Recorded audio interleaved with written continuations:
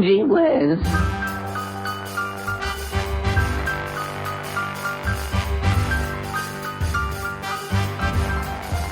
Hello, friends. My name is John Henderson. Welcome to this series of old-time radio show episodes called Gee Whiz.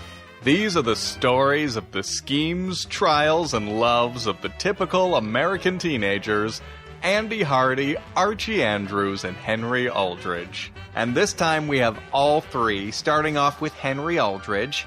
The Aldrich family started out as a radio show, but they did make Aldrich family movies, like 1943's Henry Aldrich Gets Glamour. Well, gee whiz, what did I do? Wow. For goodness sake, Sam, what happened to Henry in Hollywood? It's all news to me, Mother. Oh, my gosh, fellas, you shouldn't have made all this fuss. What happened with Hillary Dane, Henry? Well, it was nothing. I mean, practically nothing happened. It was all just an accident. Some accident. It could happen to me. It's a personal matter, and he's being very gallant about it. I am, Virginia? Yes, and I think it's darn sweet of you. All right, fellas, let's get him home. This episode of the Aldrich Family Radio Show was rerun in 1945 and was originally broadcast May 21st, 1940.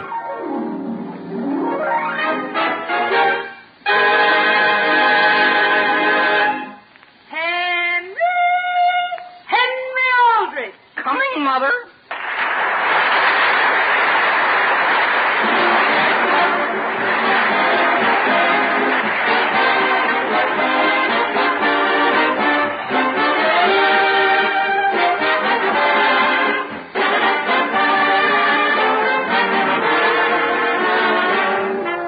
The Aldrich Family, written by Clifford Goldsmith and starring Ezra Stone as Henry Aldrich. Brought to you by the puddings that are tops in taste.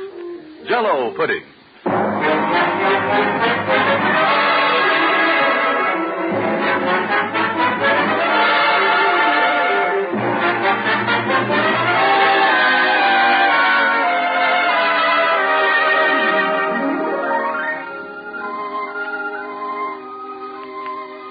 Do you remember when you were in your teens? Well, when you listened to Henry Aldrich and his pals, we think you'll sort of be able to detect a little of yourself. For Henry Aldrich is a typical American boy from a typical American family. Just listen and see if I'm not right. It's noon in Centerville, and as the scene opens, Henry and his pal Dizzy Stevens are just coming down the stone steps of Central High School on their way to lunch. Well, Dizzy, what I want to know is where it could have gone. Listen, a lunchbox isn't something a person just overlooks. Well, you certainly overlooked yours. Oh, no, I didn't. Somebody took mine. And boy, I didn't eat any breakfast this morning. Can't you buy anything? How am I going to buy anything? The only thing I've got in my pockets is this knife. Gee whiz, Henry. You wouldn't like to sell that knife, would you? Oh, no. It's got 2 blades, a corkscrew, and a combined can opener and nail file. I'll give you 20 cents for it. No. I'll give you 30 cents. No. Say, Dizzy, I think I know who took my lunch. Yeah, who? Irwin Cooper, and he's right over there. Hey, Irwin. I'll wait here. What do you have, Henry, my boy? Irwin, I don't like to insinuate anything, but you haven't by any chance seen my lunch, have you? What are you trying to do? Kid me? Don't you have the locker next to mine? What if I have? Well, I remember distinctly when I put my lunchbox in my locker this morning, you were standing right by it. Go on. Now, wait, Irwin. Don't try to walk away. Irwin. Hey, Irwin! Hey, Henry. What do you think just happened to me? What? Do you remember Violet Hawkins? Who's she? The girl I always wanted a date with and never dared dream she'd even look at me? I don't know her. Sure you know her. She's the one that slapped me in the face the time I tied her to the desk. Did she just slap you again? No. Wait till I tell you. She just asked me to be a partner at the class picnic. She did? Sure. Who are you going with? Oh, I haven't asked anyone yet. You're not supposed to. You have to wait until a girl asks you. I do? Sure. Hasn't anyone asked you yet? Well, I've been too busy for anyone to ask me. How could they even find me when I've been here, there, and everywhere looking for something? I found you. Dizzy, do you happen to know the name of that girl in our class with blonde hair? With blonde hair? Yeah. That's the way half of them are. No, she's the one that when she speaks, it's in sort of a low voice. Oh! You know who I mean? No. Well, I'll tell you, Dizzy. She wears high-heeled shoes, and Erwin Cooper is crazy about her. Oh, I think I know the one you mean. That darn girl, Henry. What's the matter with her? Boy, I wish she'd asked me to go to the picnic. Henry, do you realize what you're doing with that knife? What? You just cut your tie in two. Gee whiz, and that was one of my best. Henry, you ought to sell that knife before you do some real serious damage. No. I'll give you 50 cents for it. Yeah? Yeah, with 50 cents you can buy out the school cafeteria. I'm hungry, but I'm not going to sell this knife. And besides, look. What is it? I just found 10 cents in my pocket. Are you sure that isn't mine? How would your dime get in my pants pocket? Well, I had a dime and change this morning. Henry, Aldrich! He was Dizzy. Stand in front of me, quick. What's the matter? Come on, let's go across the street to DeHaven's drugstore. Hurry up, Dizzy. Hey, wait for me, Henry. Hey, somebody's calling It's you. Agnes Lawson. She ruins every lunch hour I have. Yeah, well, I'm going to leave you before she ruins mine. Dizzy, come back. Henry, I want to ask you something. I'm busy, Agnes. But wait, Henry. What for? Henry, do you like fried chicken? Do I like what? Do you like peanut butter sandwiches? How many do you have? Do you like deviled eggs? Listen, Agnes, I'll take anything. Well, how would you like to take me to the picnic? You mean you haven't got any of those things with you? Of course I haven't. Would you like to be my partner, Henry? Well, the only thing is... Oh, has somebody else asked you? Well, somebody asked me not to accept any offers until I see about something else. I love to put up a lunch, Henry. I just get the biggest kick out of it. Don't talk any more about food, Agnes. Huh? I'm starved. The last class I had was in nutrition. Oh, gee, that's too bad, Henry. Gee whiz, I'm hungry enough to eat a well-balanced lunch. Say, Agnes, you know who that was that just went into DeHaven's drugstore there? Just now? Yeah, that girl with blonde hair and high-heeled shoes. Oh, come on, let's go in and see. Oh, I don't think you better go in, too. I'm going in to meet a couple of the fellas in here. Oh, you are? Well, will you let me know about the picnic, Henry? Yeah, give me 3 days, Agnes. But if you'd rather not wait that long, I'll understand. Goodbye, Henry. Hey, Henry. Hiya, Homer. Henry, come over by this table a minute. What do you have? Do you know who that girl is sitting at the counter? Which one? The blonde with the blue eyes. Yeah, isn't she a beauty, though? You couldn't loan me a dime, could you? Well, that's all I got myself, Homer.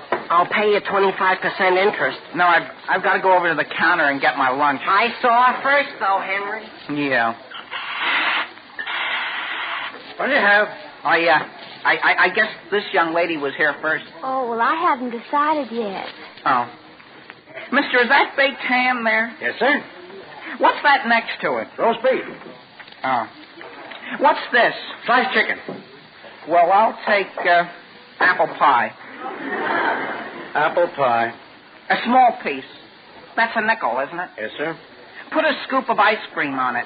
Could I trouble you for a paper napkin, please? Oh, sure. How many would you like? Just one. Here, gee whiz. Take the whole container. Do you want whipped cream on that pie? Well, No extra charge. shoot the works. Here you are. Not bad. That'll be 15 cents. 15 cents? Nickel for the pie, dime for the large ice cream. Yeah, well, that's fair enough, only, did I happen to order ice cream in the first place? You don't want this? Well, would it be an awful lot of trouble if I didn't take it? You mean I gotta dismantle this thing? Yeah, well, I'm afraid so. Listen, what do you want? Well, Could I have the menu, please? oh, sure. You wouldn't like a piece of apple pie on me, would you? Oh, I don't think I should. Well, why not? Gee whiz, mister, one apple pie and, I think I'll take the same. Just plain? Yes, sir, plain. Well, it certainly seems good to have spring here. I like spring. I like to go on picnics, too. You do? Yeah. Are you going to the class picnic? Well, I'm not saying yet. Buddy, what's the idea of shaking pepper all around? Gee whiz, mister, I didn't even know I had it in my hand. Would anyone mind if I should take ice cream on my pie? You want ice cream, too? Large or small? Well, I think I'll take, small. Not large? How about you, buddy? Well, as a matter of fact, I don't think I'll eat anything at all. I must be hungrier than you. Yeah. Frankly, I was just going to eat to kill time anyhow. Oh, could I have a chocolate malt or two? A chocolate mold? One chop.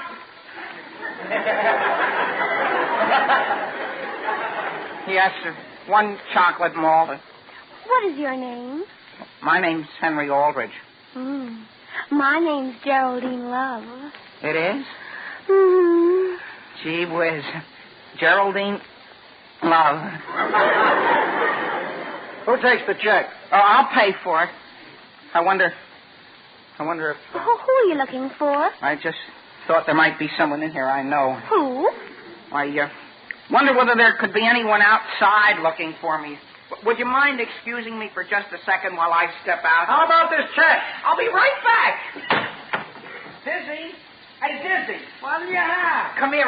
I'm in a terrible position. What happened? Hurry up.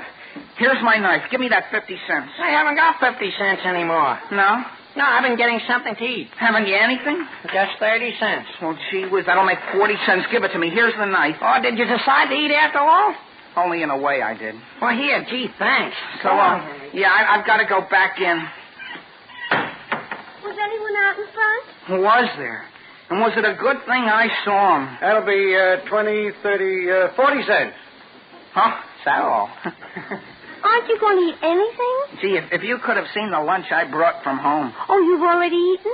I stuffed myself. Hey, Henry, What do you have, Dizzy? your mother's out here. My mother? Henry, dear, I've been looking all over for you. Is somebody sick, Mother? No, dear, you left your lunchbox at home in the living room. Mother. Well, dear, you can't go all day without anything to eat. But, Mother, I've had more than enough.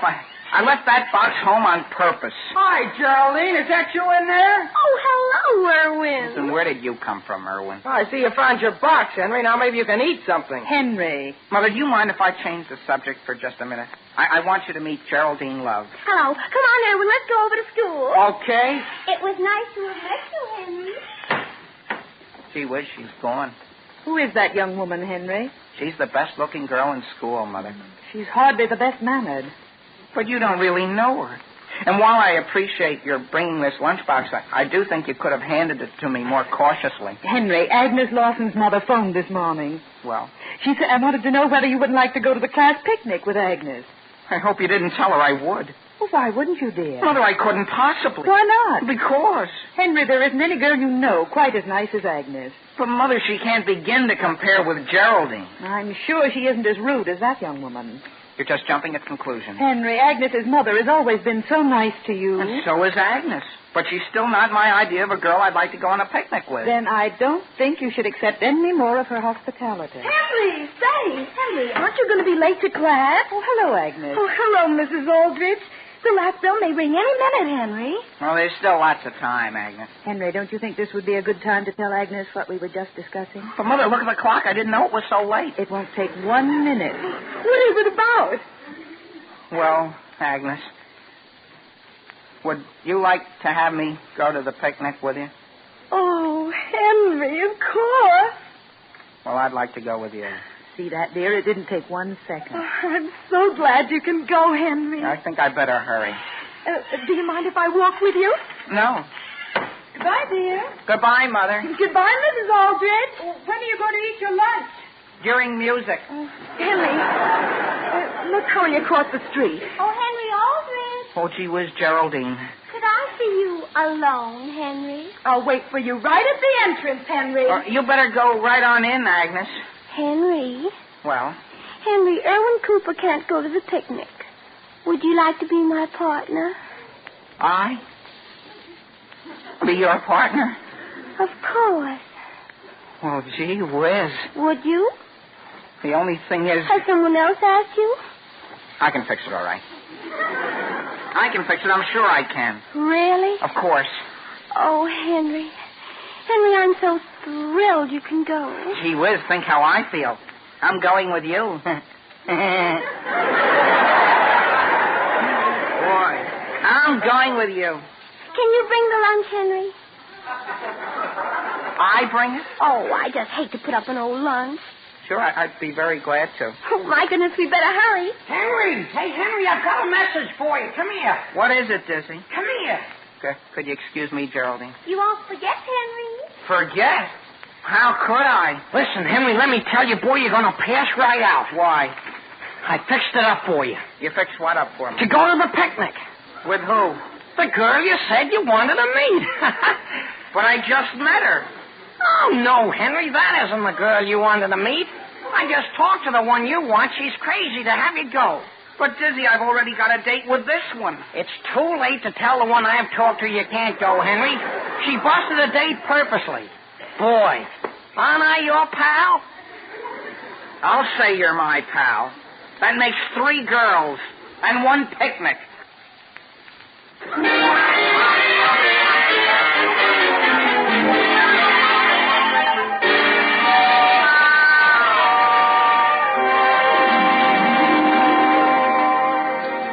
You know, ladies and gentlemen, boys and girls of Henry's age often say and do a lot of things that puzzle parents.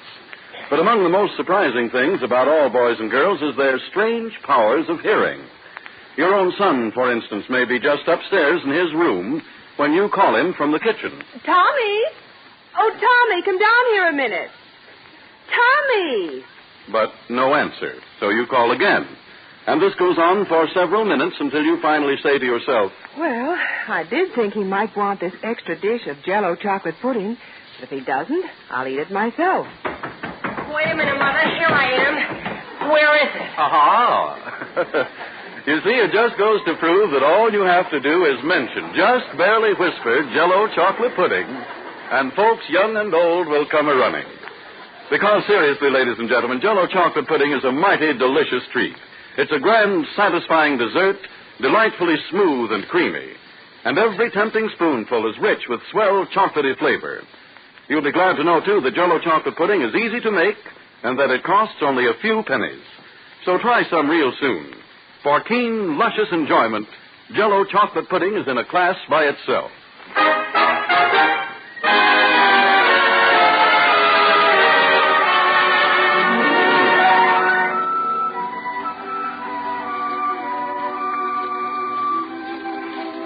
Now, getting back to Henry Aldrich. When we left him, Henry, through no fault of his own, was dated with 3 girls for the class picnic. Now the scene opens on the morning of the picnic. Henry, wearing an apron, is working in the Aldrich kitchen. Mother, is this all the wax paper we have? Well, Henry, you've already used 2 rolls. But I'm making the sandwiches big. May I ask how big Geraldine's mouth is? Look, Mother. Look at this swell bottle of stuffed olives.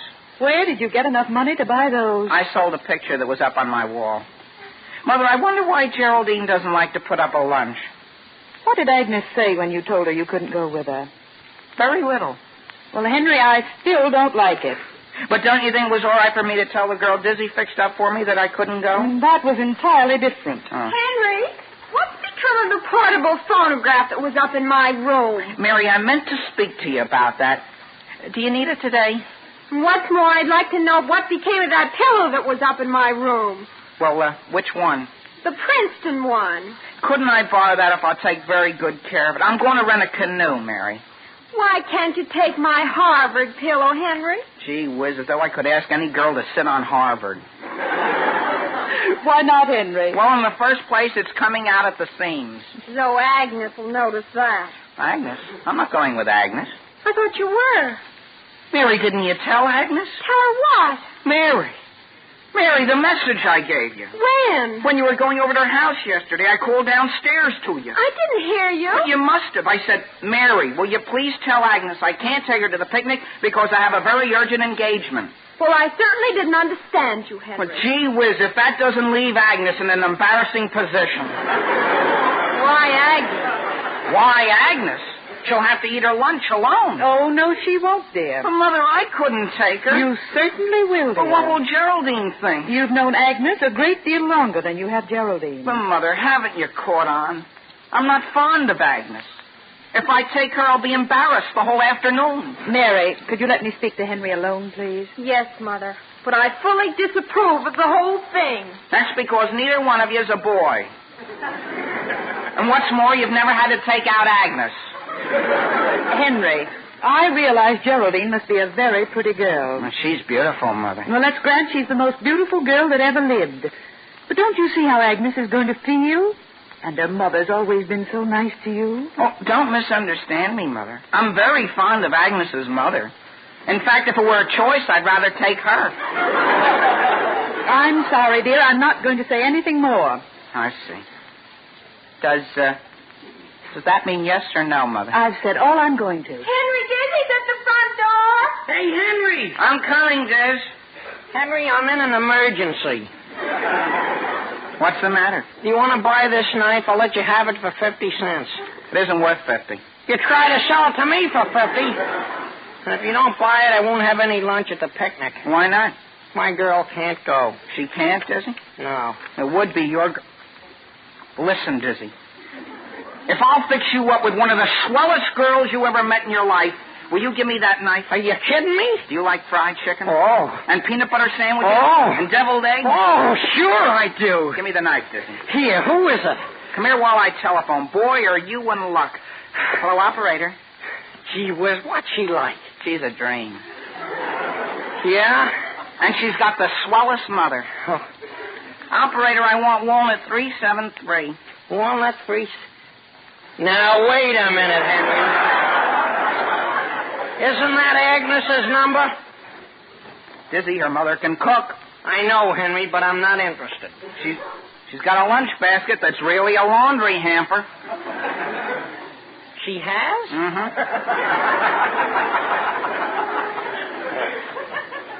Oh, operator. The line's busy. Well, will you let me know when it isn't? Boy, am I going to have a swell time with Geraldine. You know what I'm going to do, Dizzy? What? Well, I'm going to rent a canoe. Well, where'd you get the money? I sold a set of books I never read. And, hey, look at this phonograph. Gee whiz, what did you sell to get that? Oh, nothing. Want to listen to something swell?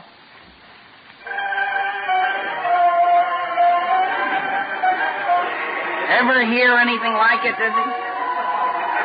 I got a pillow from Princeton, too.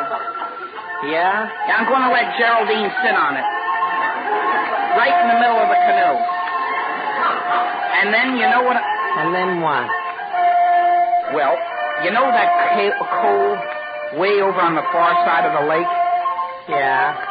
Boy, is that a swell place to eat lunch. Gee whiz. Hello? Henry, look what happened to the record. Hello, Agnes? Agnes, how would you like to have me arrange a very pleasant surprise? How would you enjoy going today with Dizzy Stevens? What does she say, Henry? Oh, no, Agnes. I think you've got the wrong idea of him. What's that? Oh, no, Agnes. He isn't like that. Hang up, Henry. Henry, to whom are you talking? To Agnes, Mrs. Aldrich. Henry, you are not to tell her you can't take her. Yeah, but, Mother... Did you hear me? Yes. Hello, Agnes? I'd like to go with you. No, I'd be very glad to. I'll pick you up in about an hour. Goodbye. Henry, could I have my knife? Gee whiz. Am I going to have a swell time? Agnes and Geraldine both at once.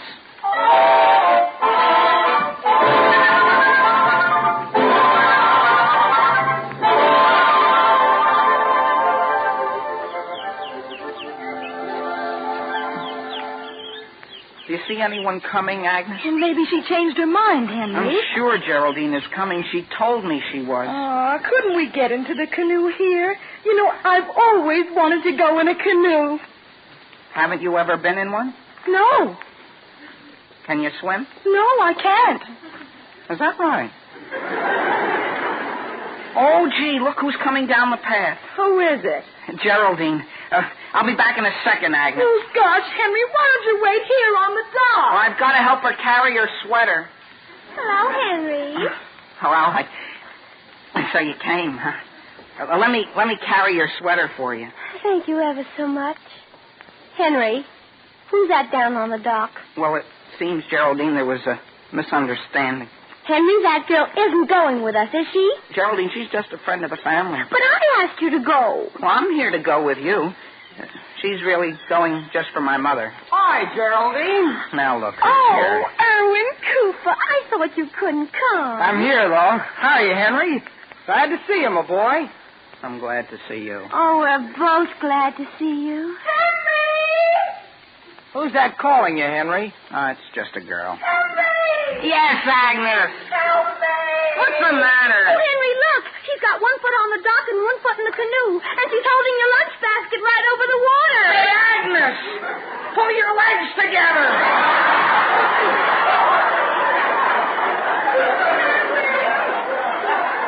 I'm gonna fall in. Well, put that lunch basket down, Agnes. I'm going.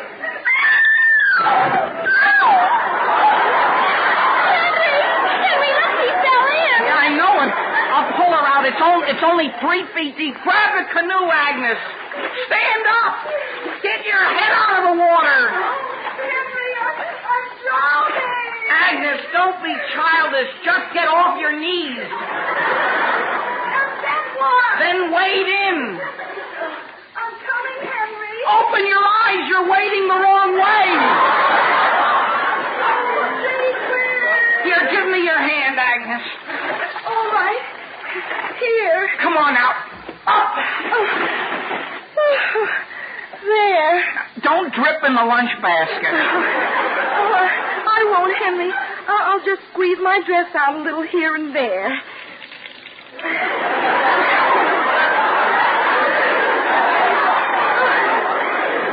I'll be all right. Now, look, Agnes, don't you think you ought to go right straight home? Oh, no. The sun's awfully warm. We can get in the canoe, and it'll be dry by the time we get to the other side of the lake. Where's Geraldine? Oh, there she is. Look, out on the lake with Erwin. Gee whiz. They're in a canoe. And they took my lunch basket. Come on, Henry. Get in this canoe with me, huh? Sure. I'll get in. Isn't it lucky you have this crimson pillow for me to sit on? Yeah. Say, did you know your hair has all come down? Oh, I let it down on purpose. Henry, do you mind if I play this phonograph while I lean back in the sun? Well, if you have to.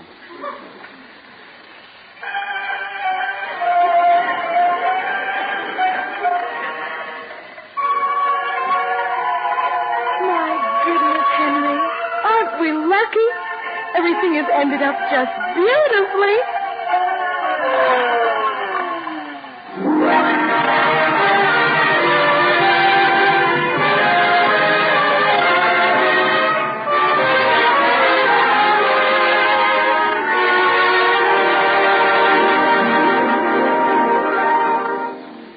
You know, ladies and gentlemen, when folks get to talking about favorite desserts, there's one they never fail to mention, and that's butterscotch pie.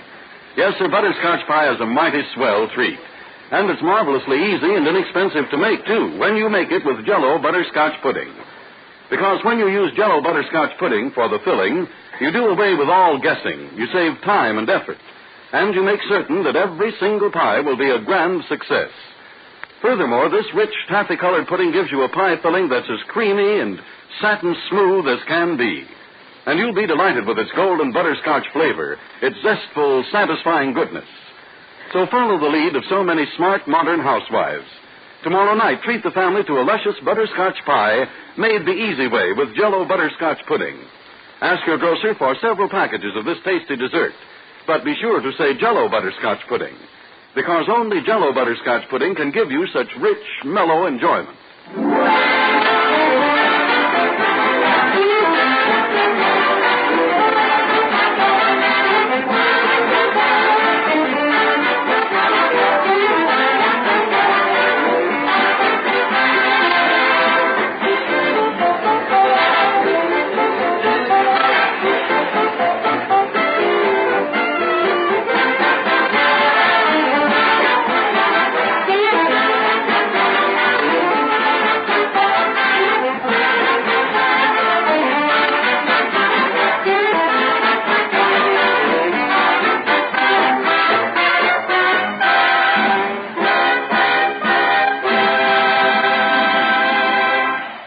I'm sorry, Mother, but I'm through with them forever. Really, Henry? I've never seen a girl yet that didn't turn out to be a disappointment. Why? I don't know. Maybe I'm just hard to please. Oh, could you put some more sunburn lotion on me? I'll ask Mary to. Don't let Mary get near me. She'll put it right where my poison ivy is.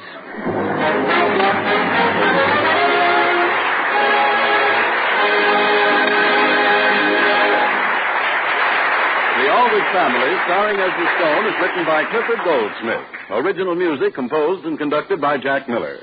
This is Harry Bonsall speaking and wishing you good night for the puddings that are tops in taste. Jell-O pudding.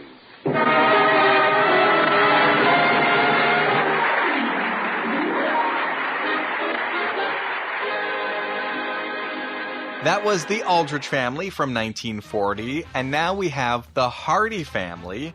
The Hardy Family was a radio show based on a film series like 1938's Out West with the Hardys.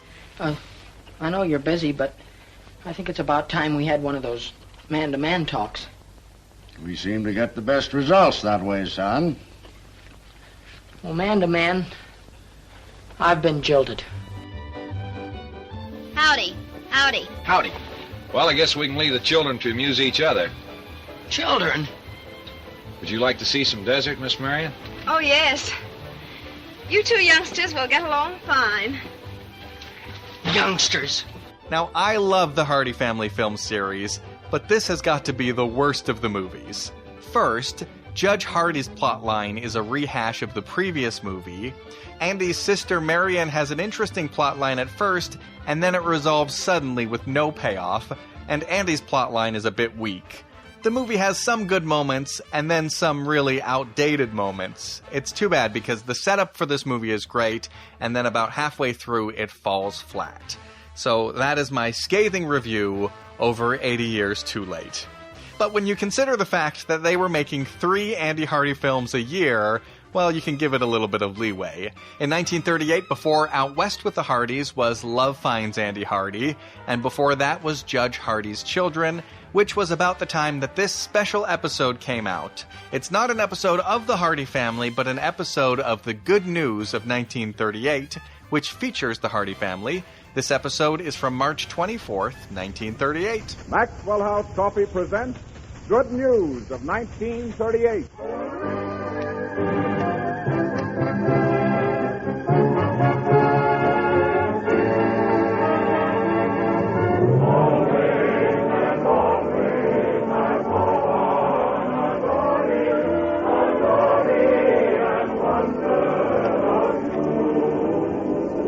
Another hour behind the scenes in Hollywood, brought to you by the makers of Maxwell House Coffee from Metro-Goldwyn-Mayer, Louis Stone, Mickey Rooney, and Connie Boswell. And in the concert hall, Meredith Wilson will play the world's most beloved march. See if you can guess what it'll be. And now, here's your host for this evening, Mr. Just a minute, son. I'll take charge. Yes, just a minute, son. I'll take charge. Well, Mr. Morgan, I understood that Meredith Wilson was to be master of ceremony. Wilson? You're new here, aren't you, son? No, sir. Well, would you like to keep your job? Yes, sir. Well, you just watch me, young fellow, and you won't make any mistakes. Ladies and gentlemen, in the absence of my very dear friend, Bob Taylor, I'm sure you'll be glad to hear that your host for this evening will be none other than that beloved screen star, Frank Morgan. Yes. You may applaud if you wish. You can... well, you're doing fine, Mr. Morgan. And now I think I'll tell a little anecdote. Now, wait a minute here, Frank. I'm telling the anecdote. In fact, I've been laboring over some witticisms the last few days. You have? Sure, and believe me, I picked up some beauties over the weekend. Well, I didn't do bad either, but say, how do you square it with a wife? Oh, you mean jokes? Yes, I mean jokes. Now step away from the microphone. I'm in charge. Now, listen, Meredith, you can't take that microphone away from me. I've waited too many weeks for this opportunity. What for, to be a master of ceremony? No, it's just that I have a girl in Long Beach, and she has no telephone. A cute number, though, demure in a risque sort of a way. Well, what's your idea? Do you want to talk to her over the mic? Sure, I've wanted to talk to her every week, but I didn't want to do it in front of Taylor. You know him, Meredith. I can't understand it. As long as Taylor's around, the girls never notice me. But the minute he leaves, they ignore me. What has he got that makes me so repulsive? Well, nevertheless, Frank, I don't think you ought to take up the time of the program with your personal messages. Wilson, have you no feeling for l'amour? Dorothy or toujours? Well, the band seems to like it. I'm going to talk to my girl. No. Have you no soul, you heel? Excuse me, Miss Morgan. Who are you? I'm with the broadcasting company, and I must inform you there's a federal law against personal communications on network programs. Well, now, let me get this straight, son. You mean I can't talk over the microphone to my girl, Miss Anemia Nozzle, who lives at 445 Hobart Circle, Long Beach? Mr. Morgan, you must not communicate with Miss Nozzle. I can't even make an appointment with her for this evening? No, sir. Do you mean to tell me it's against the law just for me to say, Anemia, I'll meet you at 4th and Main right after the program? That's what I mean to say. Well, all right, the law's the law. But I'll be there.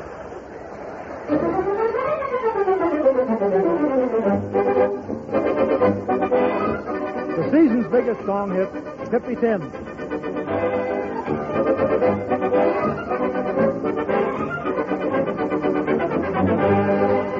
One night the moon was so mellow, Rosita met young Manuelo.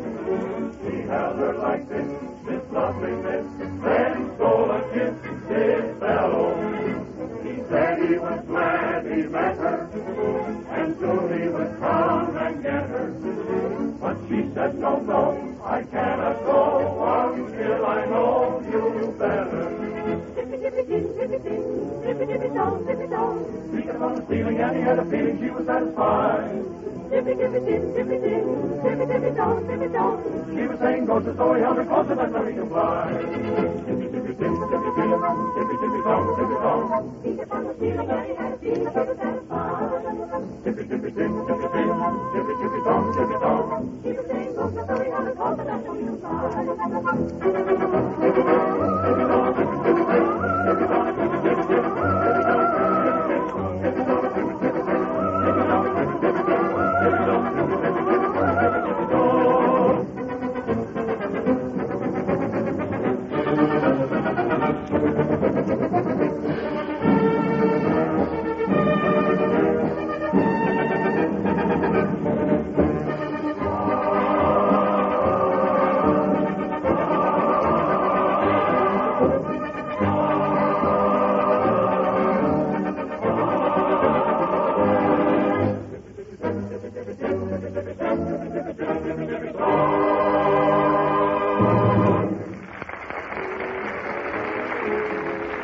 And now I'd like you to meet Louis Stone.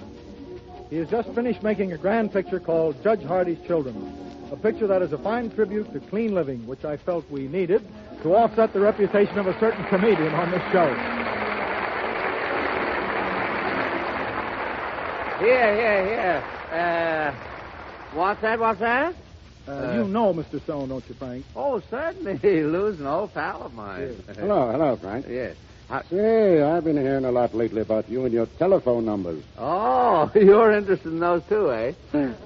No, not exactly. You don't happen to have any spares, Judge, do you? Frank, Mr. Stone didn't come here to swap telephone numbers. He came here to tell us something about a picture.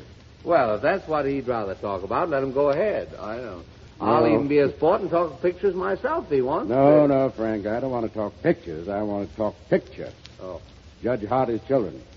I think that's given me a bigger thrill than anything I've ever done. You mean more of a thrill than the trial of Mary Dugan and the Big House? And the Secret Six, Scaramouche and Grand Hotel. And White Sister and David Copperfield? And Treasure Island and Badman of Brimstone. Phew, say, Lou, how did you miss the birth of a nation? Well, I've made so many I'm not even sure I wasn't in that. You are sure you were in Judge Hardy's Children? Yes, Frank, that's a fine picture. One that'll be thoroughly enjoyed for its grand entertainment by every member of the family. Say, Lou, are you the star of the picture or the press agent? Well, I can't help being a booster for this one, Frank. I can't help it when I see letters like Mr. Mayor showed me this morning. Let me read one of them to you. It's from Charles Skouras, head of the West Coast Theater Circuit.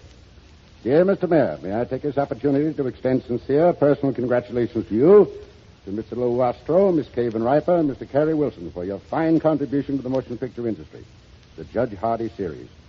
As you know, the West Coast Circuit of Theaters plays virtually every picture produced, and we find that our patrons enjoy this new family series with unlimited enthusiasm. That's a fine compliment, Mr. Stone. It makes me want to know what the new picture is about. Well, Meredith, we anticipated that. So I brought Mickey Rooney with me. We'll do a scene from Judge Hardy's Children. Oh, that'll be grand. Mickey. Yes, Dad?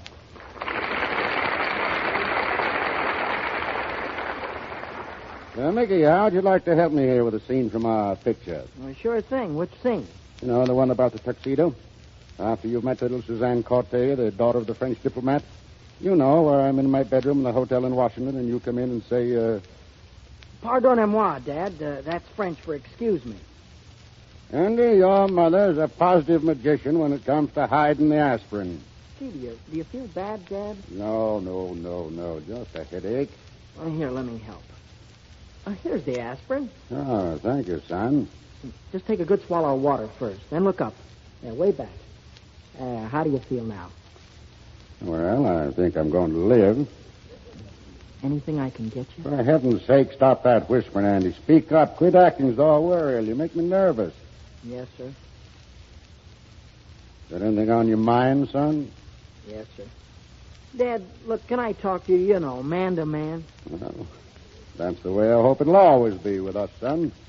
Well, man to man, I need $20. Dollars. What do you want $20 for? That's an awful lot of money for anybody, let alone a 15-year-old boy. I want a tuxedo. At your age? Well, you know why I had to leave town, Dad. Leave town? Well, sure, I had to leave Carville because I couldn't go to that football banquet because Polly asked me to wear a tuxedo, and I didn't dare ask you for the money. Now, Suzanne, she's asked me to this cotillion, and it's formal. Mm-hmm. You like this little Suzanne pretty well? Sure do. She like you? I think so. But, gee, she's always got her chaperone. Why, say, Dad, would you believe this? I've been alone with that girl only 20 seconds, and then that was in an art gallery. Oh, I see. You sort of figure this cotillion will give you a little more, leeway, huh? Well, gee, I can't dance with both Suzanne and her chaperone at the same time, can I? No. Dad, were you like I am when you were a kid? What's that? I want to kiss every pretty girl I meet. Dad, do you think I'm normal? Yes, Andy, I really think you are. Well, anyway, you see how important this tuxedo is to me. I investigated, and it's $20. Andy, I'll make you a little business proposition. Okay, Pop. You promise me that you'll stand first in your class for the next 3 months when you get back to school, and you can have the tuxedo. Gee. It's a deal, Dad. You're un homer marvelaire. That's French for you're the berry.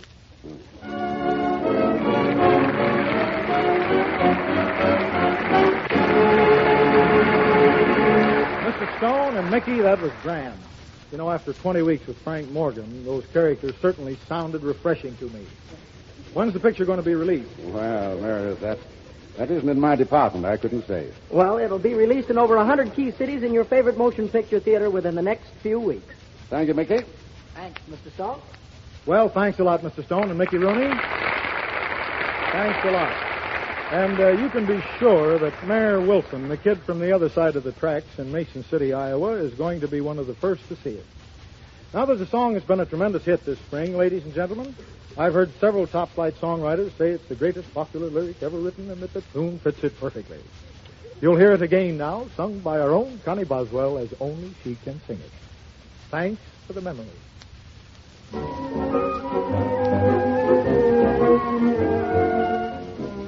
I'm memories of rainy afternoons, swingy Harlem tunes, motor trips and burning lips, burning toast and spoons. How lonely it was. Thanks for the memories of candlelight and wine, castles on the Rhine, your cozy chair and parties where we sang Sweet Adeline. How lonely it was. Many's the time that we feasted, and many's the time that we fasted. Oh, well, it was well while it lasted. We did have fun and no harm done. Thanks for the memories of sunburns at the shore, nights in Singapore. You might have been a headache, but you never were a bore. So thank you so much.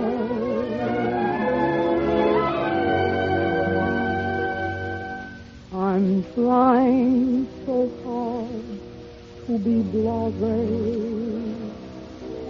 but I just can't go on this way. Playing a role that I know isn't real. Deep in my soul is the way that I feel. We said goodbye with a highball. I tried to drown my sorrow, for I knew there'd be no tomorrow.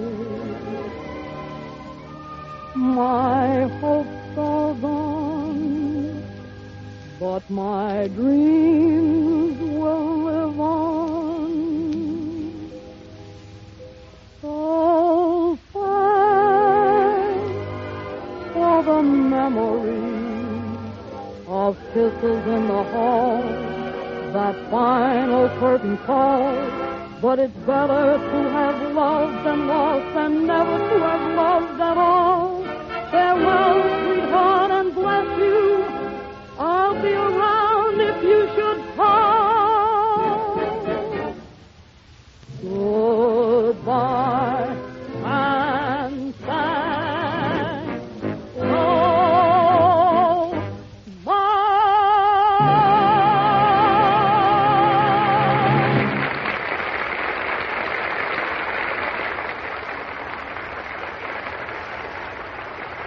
And now, ladies and gentlemen, a few words of wisdom from Ted Pearson.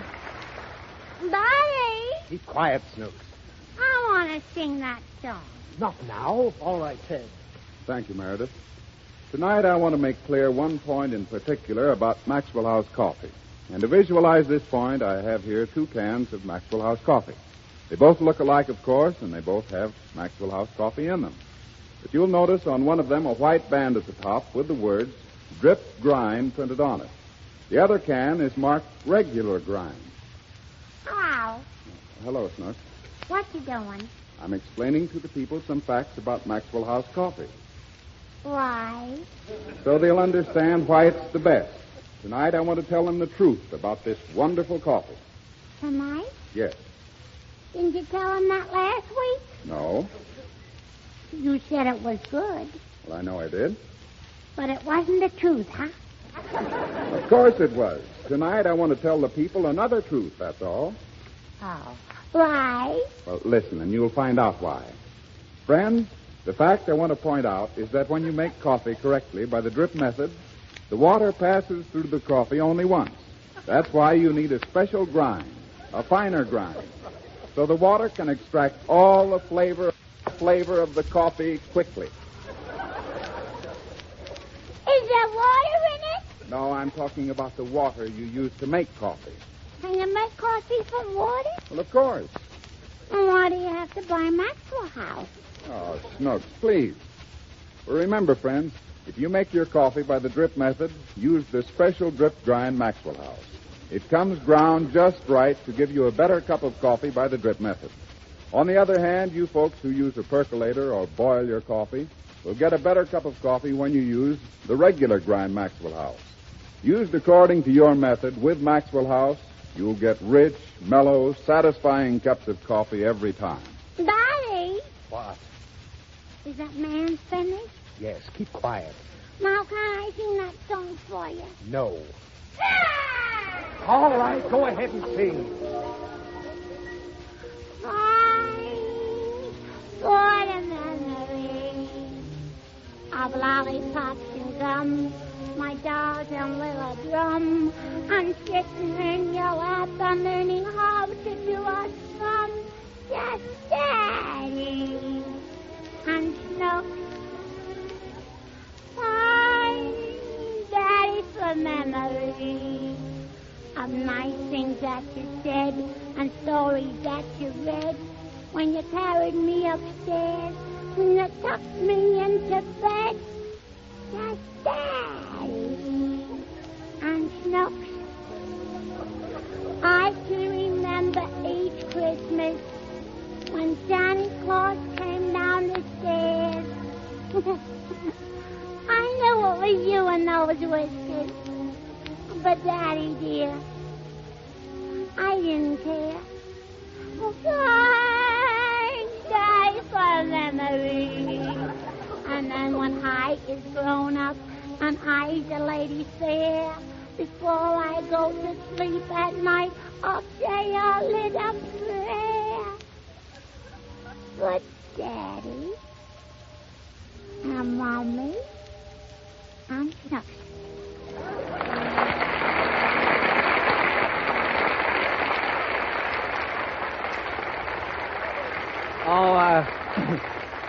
Meredith, did you make that arrangement yourself? Bet I did, Frank. Well, no matter what anybody tells you, keep on making those arrangements the way you like them. Now, ladies and gentlemen... Go away, Frank. I told you before that I'm handling the announcements. Meredith, now, don't say that. When you're talking to me, you're talking to the greatest announcer at large. But you haven't had any experience. Well, I don't need it. I've been listening to the radio for years. Pretty bad, too, isn't it? I say, Wilson, last week I heard the tail end of a program called Good News of 1938. And I want to tell you that Frank, that was the... Frank, What? Ixnay. That's our program. Oh, well, what do I... It's our program? Oh, that was great, wasn't it? Well, it will be if you'll go away and let me handle the announcements. But, Meredith, I'm so good, I can pick up speeches on the spur of the moment. Go on. You'd be helpless without a script. Oh, Meredith, you don't know the real Morgan. No. I can talk for 5 minutes on any subject in the world. What? Stuff and nonsense. You Yes. couldn't even pass the test they give the junior announcers. They make them talk for 1 minute without a script. Well, give me any subject now. Okay. Yeah. Imagine you're announcing a race program at Santa Anita. Oh, Meredith, you're playing right into my hands. That race stuff is my dish. All those technicalities, the paddock, why? Take it away, Morgan. We're on the air for a minute. Right. Ladies and gentlemen, this is Frank Morgan ad-libbing to you from Santa Anita Park. It's located in Santa Anita, California, right near the Santa Anita racetrack. Santa Anita. The place is full of people. And there are horses. Yes, sir. I wish you could all be with us here at Santa Anita today. The track is, there it is. It's round. The people are all dressed. They've got the most, they're in clothes.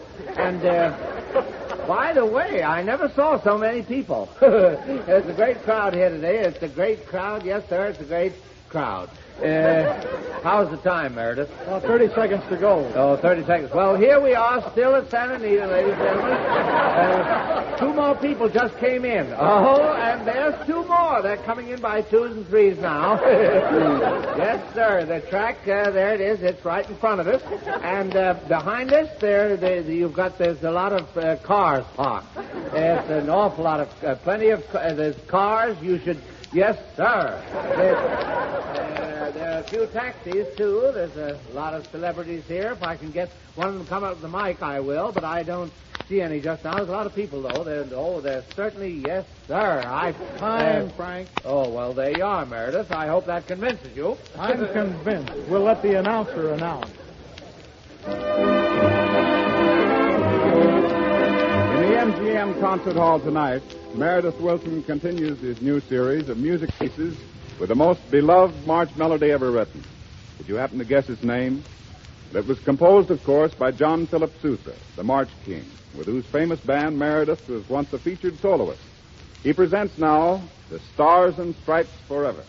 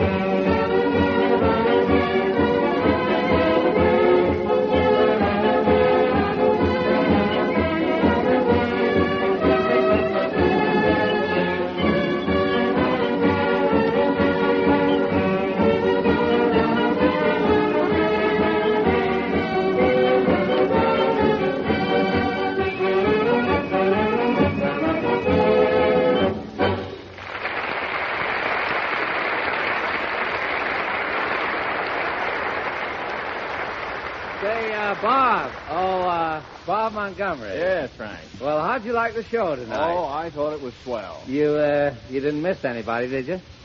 No, I don't think so. Now, Bob, I don't want any flattery, but how am I as master of ceremonies? Frank, you're terrific.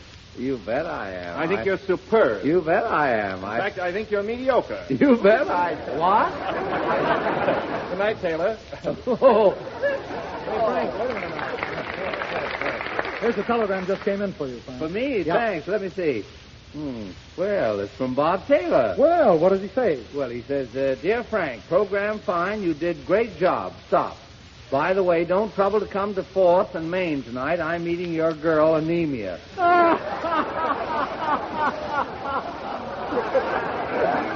Oh, boy, he certainly put one over on you, Frank. You think so? Wait till he sees Anemia. Anyway, ladies and gentlemen, next week, Robert Taylor, a real master of ceremonies, will be back on this program again. Yes, it's politics. I demand a recount. Well, anyway, listen to the Good News program next Thursday, and you'll be members of one of the greatest international radio audiences in history. Next Thursday, Louis B. Mayer, Jack Conway, Robert Taylor, Maureen O'Sullivan, Lionel Barrymore, the entire American cast of The Yank at Oxford will salute their English colleagues who will be attending the English premiere of the picture at the Empire Theatre in London, with the Good News broadcast a feature of the occasion. In addition, we will have, as usual, Frank Morgan, Fanny Bryce, Hanley Stafford, Connie Boswell, Meredith Wilson and his orchestra, and we sincerely hope that you will be with us, too. Remember, your ticket of admission is just your loyalty to Maxwell House Coffee. In the meantime, go to the movies and take the family with you.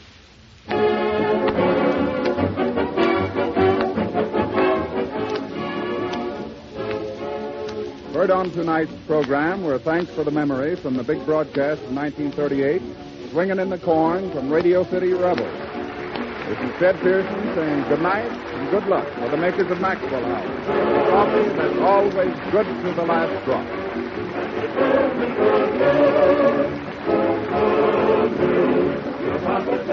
That was the Good News program featuring the Hardy family from 1938. And now, the Archies.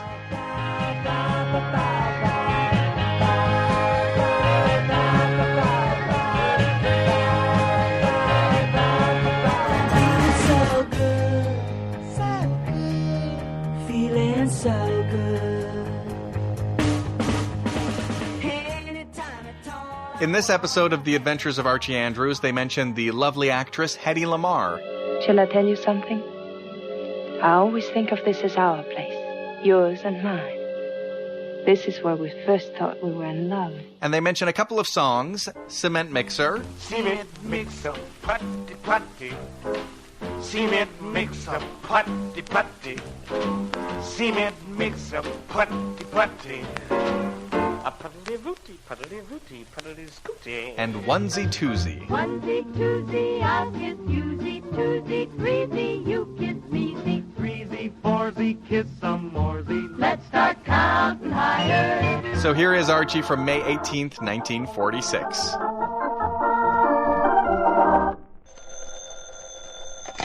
Hello. Hello, Jughead. This is Archie. Come over right away. It's a matter of life or death. Oh, relax, Archie. Relax.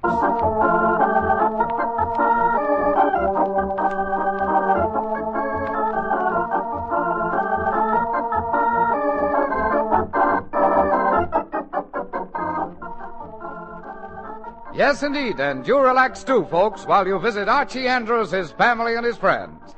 Millions of readers of Archie Comic Magazine know Archie, and now he comes to radio with all his gang, Archie Andrews.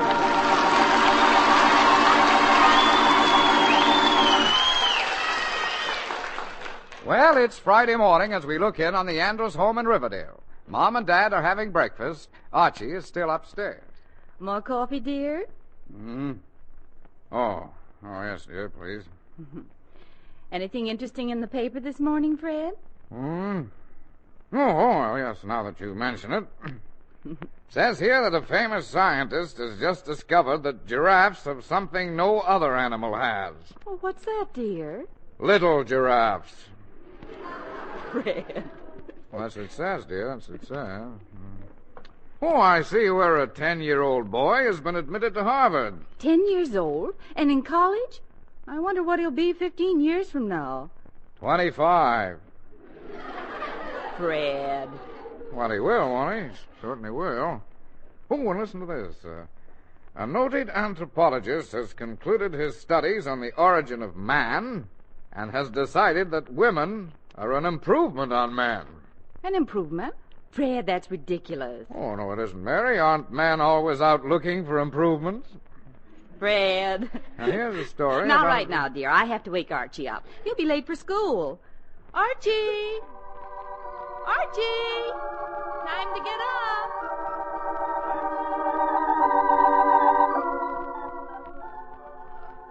Oh, my darling Hetty. I promise I'll never go out with Lauren again, Hetty. Huh? Yes, Hetty. Archie, are you awake? Well, huh? Oh, gosh. Archie, I said, are you awake? Oh, gee whiz, Mom, did you have to wake me right now? We've been waiting for you for an hour. I know, but I've been waiting for that date with Hetty all my life. Archie, what are you talking about? Oh, nothing, Mom. I'll be right down. Oh, me, I gotta get washed.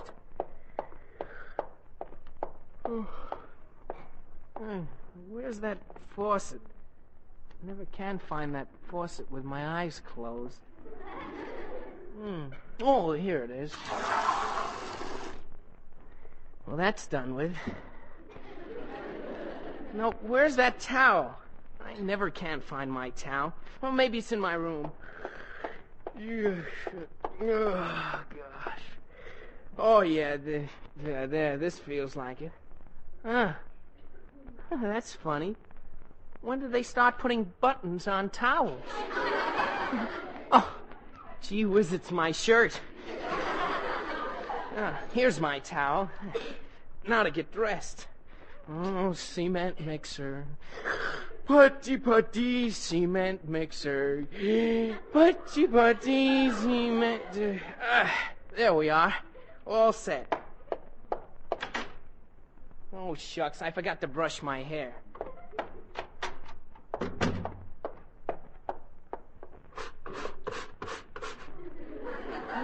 Yeah, there we are.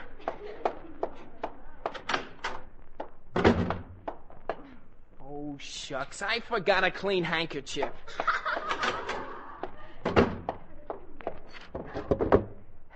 There we are.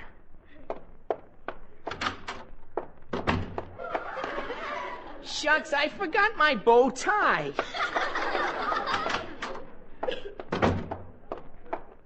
Here it is. I'll just snap it on. There we are. Oh, cement mixer. Now I'm all set. Oh, morning, Mom. Morning, Dad. Morning, sir. Archie. Huh? For pity's sakes, you forgot your pants.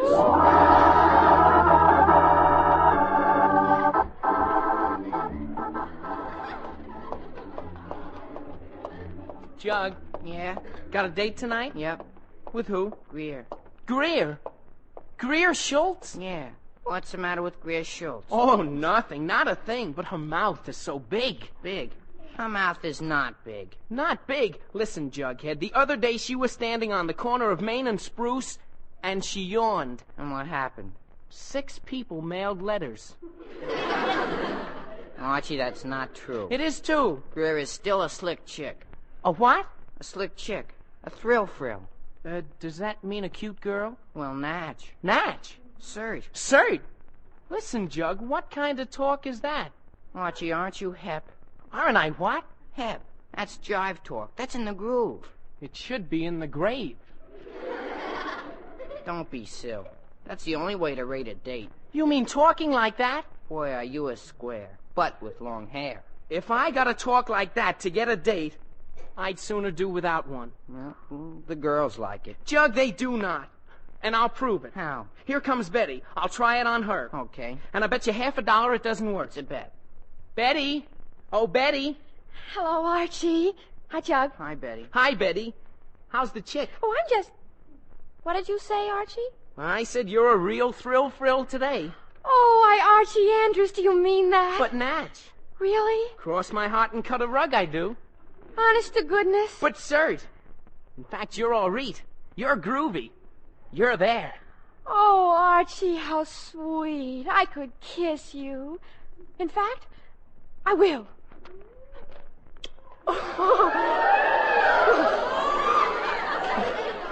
Golly. Well, Archie, what do you say to that?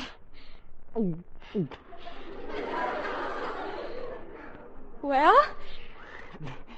The only thing I can say is... Yes? Yes? Jughead, you win. Win? Win? You mean you had a bet? Yeah, Archie bet me 50 cents that well, you... I might have known of all the awful tricks. Archie Andrews, I never want to see you again as long as I live. But, Betty, Gee whiz. Jug, I knew that jive talk was no good. Listen, Archie, you owe me 50 cents. But, Jug, Betty saw at me. It didn't work at all. Archie, from where I stood, I'd say it worked 50 cents worth, at least.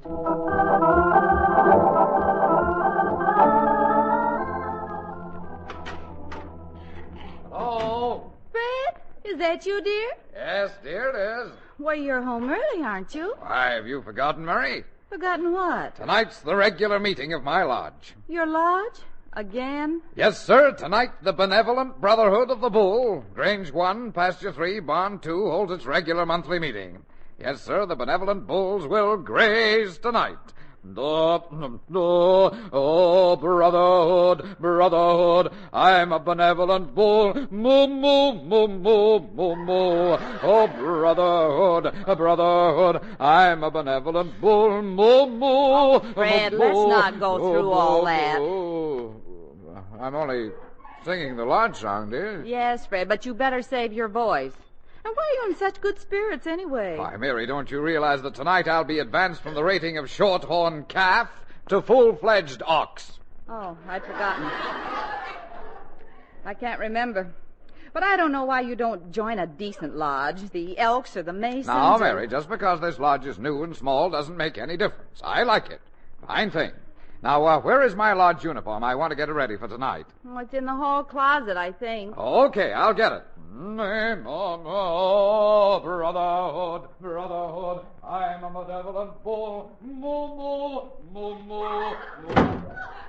Benevolent bull, of all the ridiculous things. As soon as we leave our books, Jug, we'll go get a soda. That you, Archie? Oh, but Natch, Mom, Natch. What'd you say, Archie? I said Natch. Oh, that's what I thought you said. Hello, Jughead. Hello, Mrs. Andrews. Well, dear, did everything go all right at school today? Cert. That's...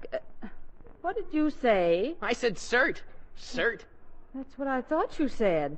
Mom, aren't you hep? Oh, yes, dear. Of course I'm hep. I'd hate to think you were a square. A what? A square. You know, icky.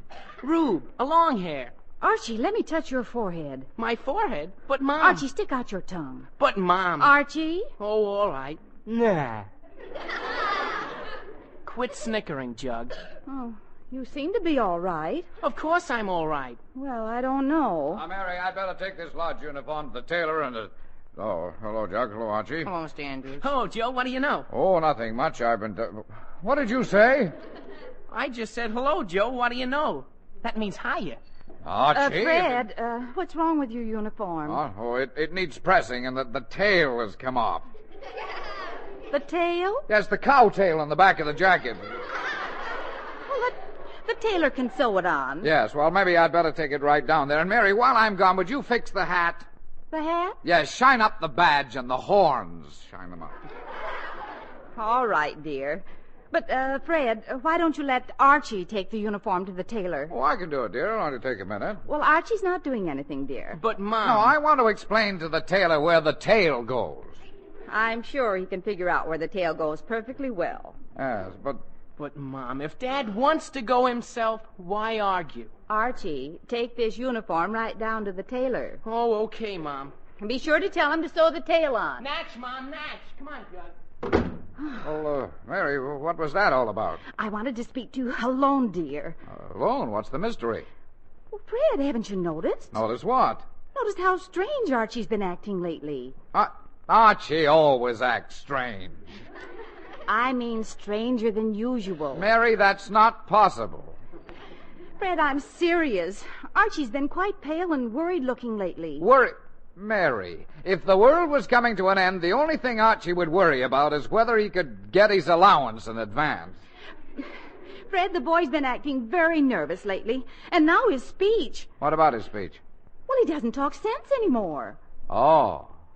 Well, if you really think there's something wrong, have Dr. Higgins look him over. No, not Dr. Higgins. Now, what's wrong with Dr. Higgins, Mary? Nothing, dear, but this is something I'd better discuss with a psychiatrist.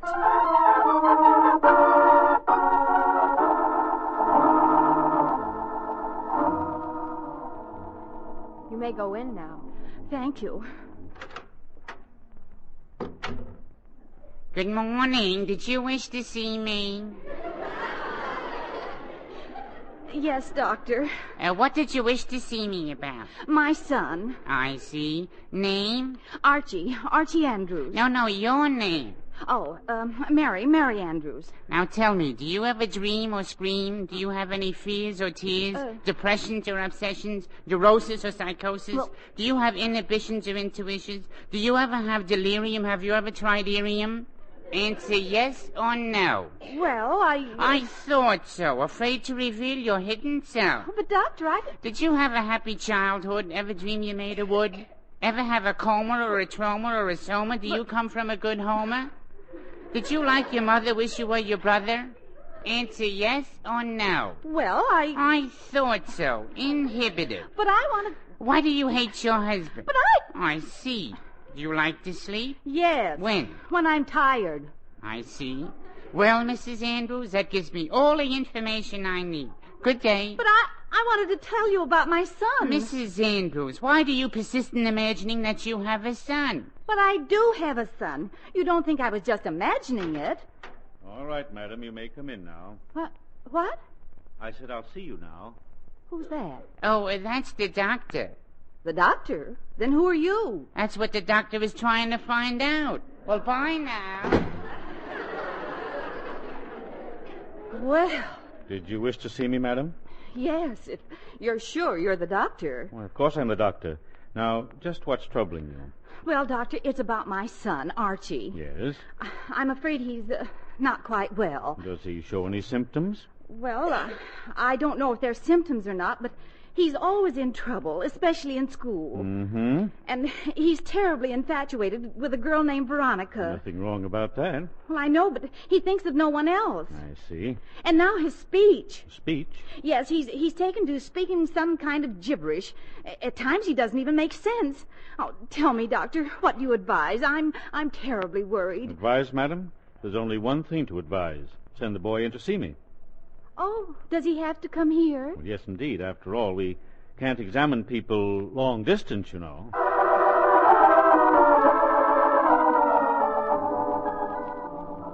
Archie, did you take Dad's uniform to the tailor? I sure did, Mom. That's good.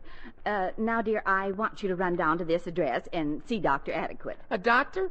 Gee whiz, Mom, what for? Oh, I just want the doctor to give you a thorough checkup. I told him all about your condition. Condition? But, Mom, I feel fine. Now, Archie, you do just as I say. I guess I ought to know whether you feel fine or not.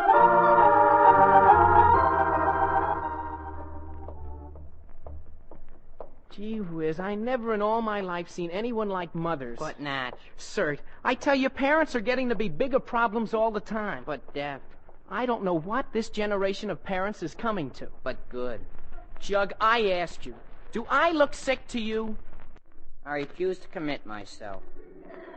A lot of help you are. Archie Andrews. Oh, gee. Hello, Veronica. Hiya, Veronica. Hello, Jug. Where you all going, Archie? Oh, down to the doctor's for a checkup? Oh, anything wrong? Oh, no, Mom just wants the doctor to look me over. Oh, what a shame. It's such a lovely afternoon. Wouldn't you like to take a drive out in the country? I'll get my car. A drive in the country? Oh, brother, that's for me, but Natch. Well, Archie, what do you say? Well, excuse me a minute, Veronica. I gotta have a conference. Conference? Yeah, with my conscience. Now, look, Andrews, here's the proposition. You're supposed to go to the doctor. Well, I know that, don't I? Yeah, but Veronica wants to drive out into the country. I know that, too, don't I? Sure, stupid. But which would you rather do? Hold hands with Veronica or a doctor? Ask a foolish question, and I get a foolish answer. Now, the problem is, if I go driving with the doctor, will Veronica pass the exam? Oh, no. I mean, should I go driving or go to the doctor's? Satan, get thee behind me and quit pushing. Andrews, this is getting no place. Make up your mind. I just did. Fine, good, huh? Veronica, I've decided. I'll go. Oh, that's fine, Archie. Yeah, I just got an idea. Jughead, come back here. Every time you get an idea, I'm in trouble. It's no trouble at all, Jug. Can I ask you to do me a little favor? I'm listening, but I'm not promising. Jug, I want you to go take that checkup for me. Me, Archie? Me? Yes, you. Well, what good would that do you? Jug, it's obvious. How many chin-ups do I do in gym? 6. How many do you do? 6. What mark did you get in physical ed last month? B. What mark did I get? B. You see? It's plain as can be. We're both in the exact same condition. So what difference does it make if the doctor examines you and thinks it's me? The answer, Archie, is no. Oh, you sound like my father. The answer is still no. Jug, I'll give you the 50 cents I owe you. It's a deal. Okay, here's the doctor's address on this paper. Now, you be there at 4 o'clock. Okay. And, Jug, when Veronica and I are sitting in the shade of the old apple, we'll be thinking of you, sitting in the shade of a stethoscope. So long, Jug. But, Archie. See you later, Jug. Happy blood pressure. But, Archie, you forgot my 50 cents. Archie! Jughead, you're the biggest fool I know.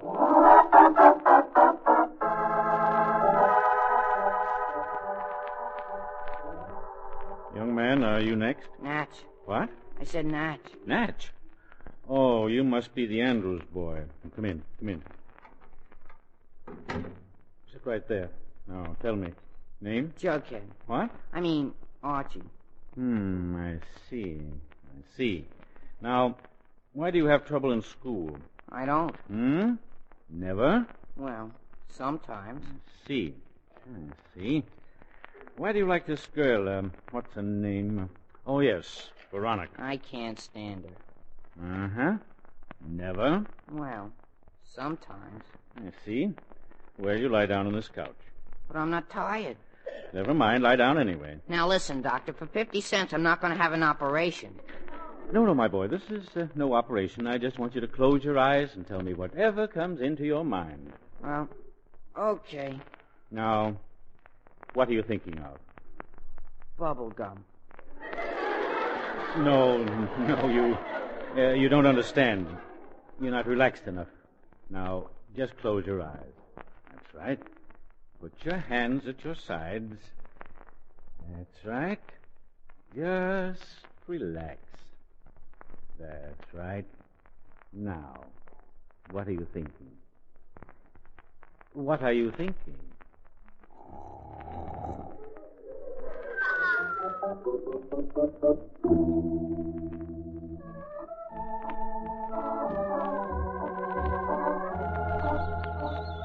What are you thinking? Just what a pretty spot this is.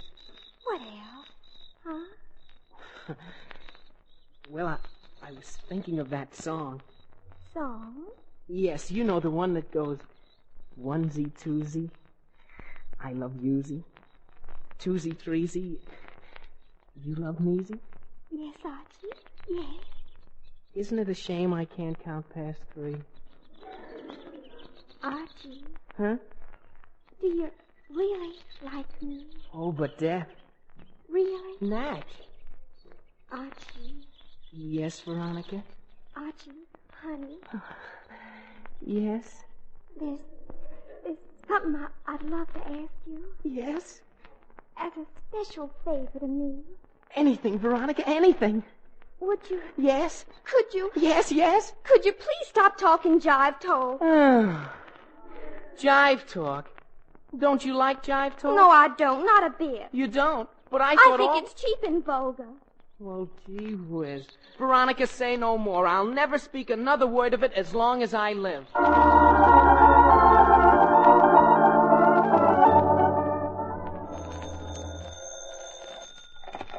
Hello? Mrs. Andrews, this is Dr. Adequate. Oh, yes, Dr. Adequate. Did my son get there? Yes, Mrs. Andrews, he just left here. Well, Doctor, what do you think? It's difficult to discuss matters of this kind on the phone. I'd better come over to your house. Oh, all right, Doctor. But can't you tell me anything right now? Well, Mrs. Andrews, I'll say this much. From what you told me about him and from what I found in examination, Yes? your boy is suffering from the worst case of split personality I've ever seen.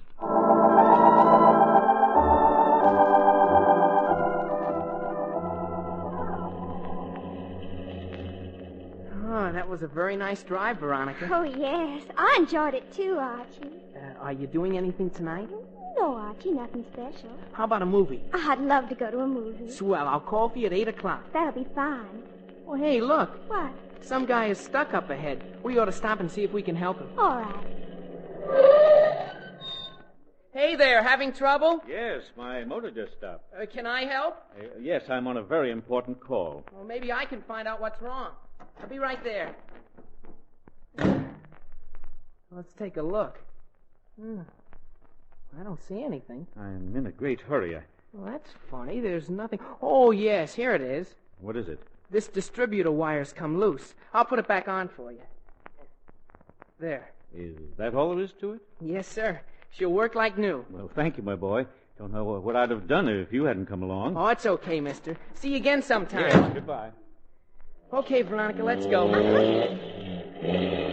Say, Veronica, we better stop by the tailor's on the way home. I have to pick up something for my father. All right. But, Archie, I think it's wonderful the way you fixed that man's car. Oh. Simply wonderful. Oh, shucks, Veronica. You just say that because it's true.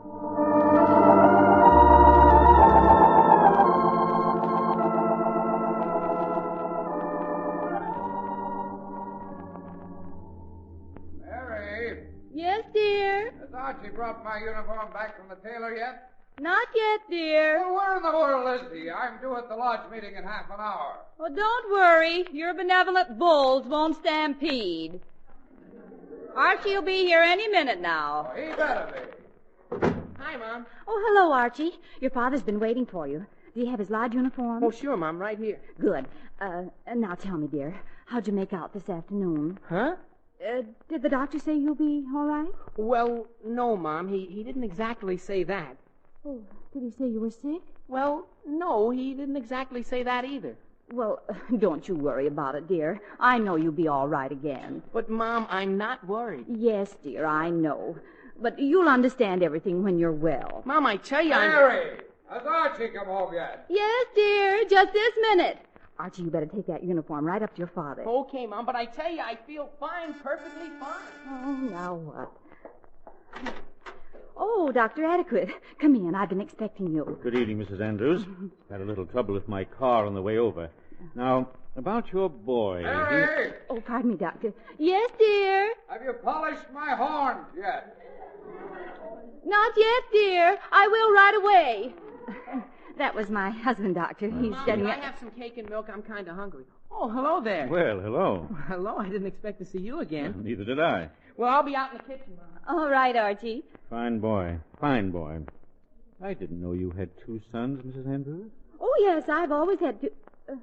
did you say two sons? Yes. That boy is your son, isn't he? Well, of course.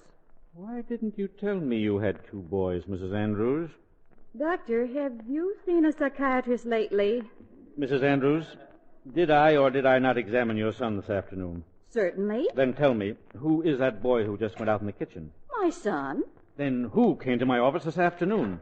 My son. Mrs. Andrews? Mary! Oh, pardon me, Doctor. Yes, dear? Mary, they forgot to sew my tail back on.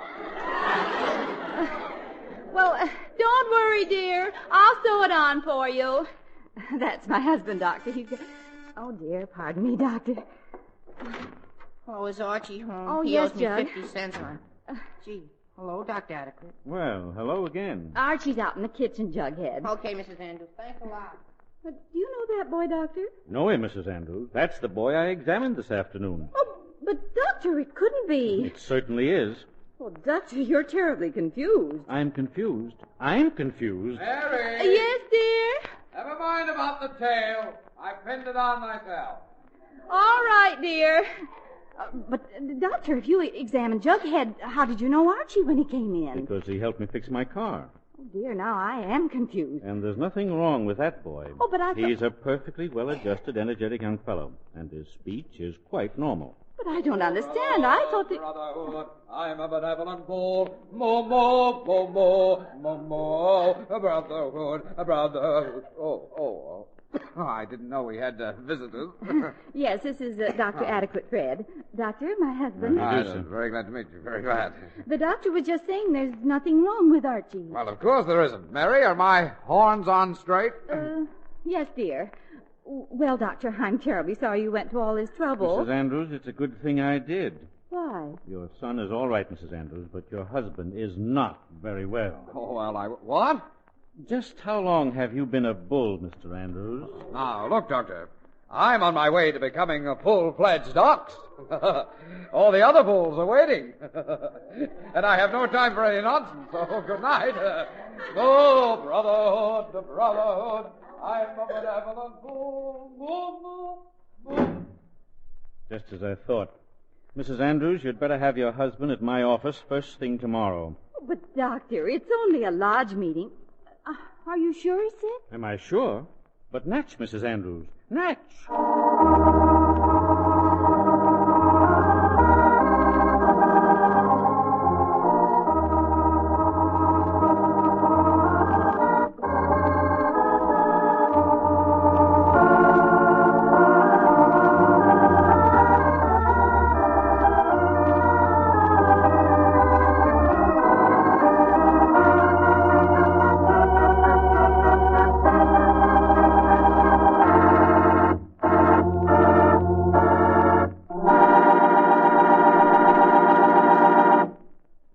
And so we conclude another visit to Riverdale with Archie Andrews and all the gang. Archie? Archie, wake up. What is it, Mom? There's someone in the house. I think it's burglars. What? Listen. Oh, gee whiz, Mom, it's only Dad. Well, I declare, it is your father coming home from that lodge meeting. Yeah, and dragging his tail behind him.